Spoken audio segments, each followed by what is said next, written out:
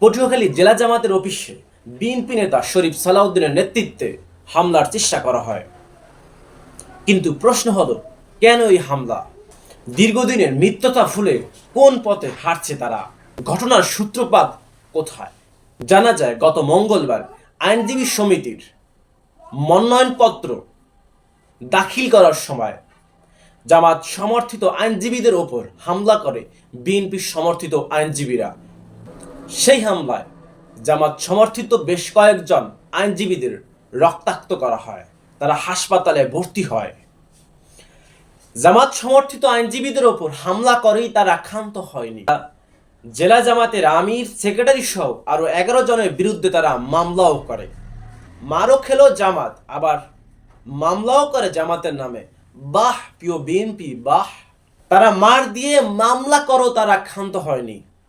তারা গতকালকে বিএনপি জাতীয়তাবাদী আইনজীবী ফোরামের সাধারণ সম্পাদক জনাব শরীফ সালাউদ্দিনের নেতৃত্বে 10 থেকে 15 জন লোক নিয়ে জেলা জামাতের অস্থায়ী কার্যালয়ের সামনে তারা উপস্থিত হয়, জড়ো হয় এবং জামাতের অফিসের দরজা ধাক্কাতে থাকে। ভিতরে থাকা জামাত কর্মীদের গালিগালাজ করতে শুরু করে এবং হুমকি দিতে শুরু করে।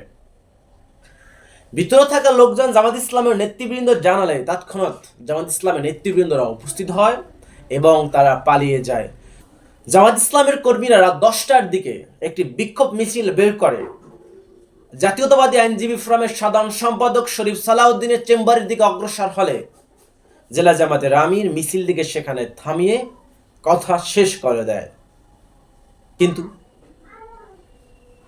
আপনাদের জ্ঞাতার্থে জানিয়ে রাখতে চাই, আওয়ামী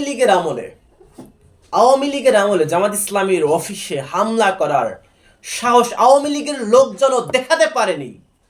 আজকে এই টার্মে এসে বিএনপির আইনজীবীদের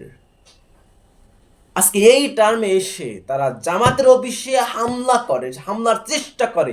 এই ধৃষ্টতা তারা কোথায় পেল? যদি প্রিয় বিএনপি এদের থামাতে না পারে, তারা তাদেরকে এতটাই অতল গভীরে নিয়ে যাবে যেখান থেকে তারা ফিরে আসতে পারবে না। প্রিয় বিএনপি, আপনার এই ধরনের উচ্ছৃঙ্খল, এই ধরনের সন্ত্রাসী নেতাকর্মীদের থামান। জামাত ইসলামী যথেষ্ট ধৈর্যের পরিচয় দেয়, কিন্তু ধৈর্যের বাঁধ ভেঙে গেলে কারোই রক্ষা হবে না। আসসালামু আলাইকুম।